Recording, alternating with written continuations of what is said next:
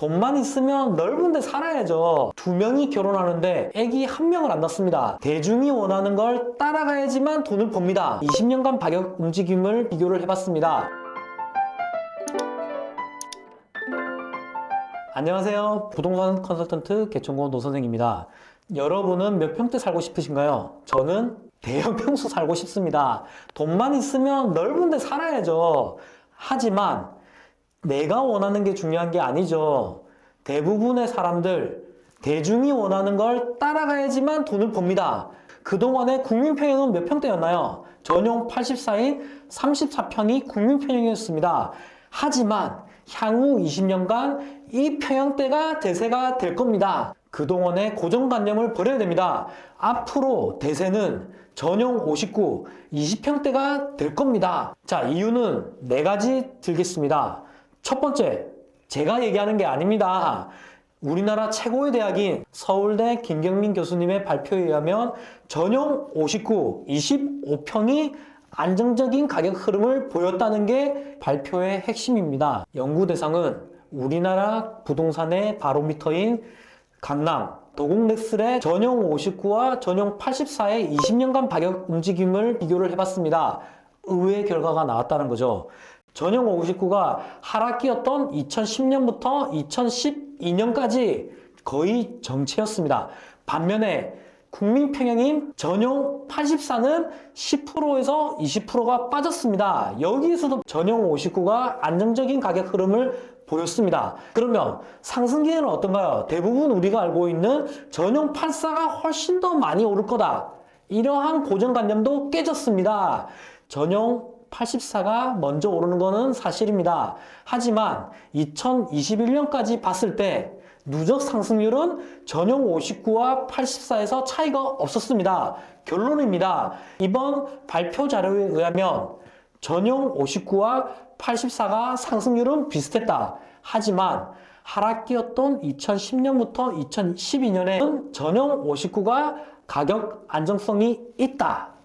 이렇게 말씀을 드립니다. 지금 같은 시기가 대세 상승기는 아니지 않습니까? 그렇기 때문에 불확실한 시기일수록 전용 59가 안정적입니다. 두 번째 이유는 인구 구조 측면입니다. 과거에는 부부가 있으면 아기 2명을 낳았던 게 일반적이었죠. 하지만 빵명 또는 1명의 아기밖에 안 낳습니다. 1인 가구의 비율 역대 최고를 찍었습니다. 2022년 기준 34.5%가 1인 가구 비율입니다. 100가구가 있으면 34가구가 1인 가구라는 거죠. 거기다가 출산율은 어떻습니까? 역대 최저입니다. 0.78명, 2명이 결혼하는데 아기 1명을 안 낳습니다. 향후 3인 가구가 결혼한 세대의 표본이 될 겁니다. 그렇기 때문에 향후 20년 동안은 1인 가구와 출생률을 보더라도 20평대가 대세가 될 가능성이 높습니다. 세 번째 이유는 20평대의 공급이 감소하고 있습니다. 지금은 어떨 때인가요? 똘똘한 한 채가 중요하잖아요. 20평대의 희소성으로 인해서 전용 59인 25평의 인기는 높아질 수밖에 없습니다. 시행사 시공사는 중소형보다는 중대형을 지었을 때 많이 남습니다. 그래서 시행사 시공사는 30평대 이상을 많이 공급을 하고 있죠. 실제로 지금 1000세대를 분양을 한다고 하면 가장 많은 평형대가 30평대입니다. 그리고 아직도 많은 사람들이 30평대가 장땡인지 알고 있습니다. 그래서 30평대의 청약을 노리죠. 이렇기 때문에 향후에는 20평대의 희소성이 있을 수밖에 없습니다. 마지막 이유입니다. 저성장 국면이 이어집니다. 소득 대비 아파트 가격 PIR은 역대 최고치를 찍고 있습니다. 그동안은 우리나라의 경제 상황이 괜찮았죠. 하지만 이제 GDP, 경제 성장률 1%대를 유지할 가능성이 높죠. 인구는 줄고 구매력은 늘지 않고 이러한 저성장 국면에서는 절대 가격이 낮은 20평대가 30평대보다 인기 있을 수밖에 없습니다. 결론 나갑니다. 방금 말씀드린 이유 때문에 향후 20평대가 인기 있다고 말씀드렸죠. 여기에 주의사항이 있습니다. 지역별로 다릅니다. 청담동, 압구정, 반포, 용산, 한남동, 성수동 이러한 초상급지는 다를 겁니다.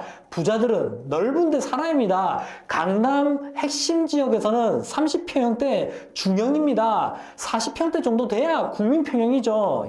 지방에서도 해운대, 수성구 같은 이러한 극상층에서는 여전히 중대형이 인기가 있을 겁니다. 두 번째 이유입니다. 시기마다 다릅니다. 지금은 불확실한 시기입니다. 하지만 만약에 대세 상승장이 다시 온다. 이럴 때는 30평대가 먼저 움직입니다. 대세 상승기가 온다고 하면 30평대 다시 노리시기 바랍니다. 이러한 주의사항 없이 무조건 20평대가 괜찮다고 해서 이렇게 20평대만 노리면 상대적 박탈감이 생길 수가 있습니다. 그래서 천천히 보시면서 내가 어떤 지역을 갈아타고 싶은지, 어떤 시기에 내가 청약을 노리는지 전략적인 분석이 필요합니다. 정리하겠습니다.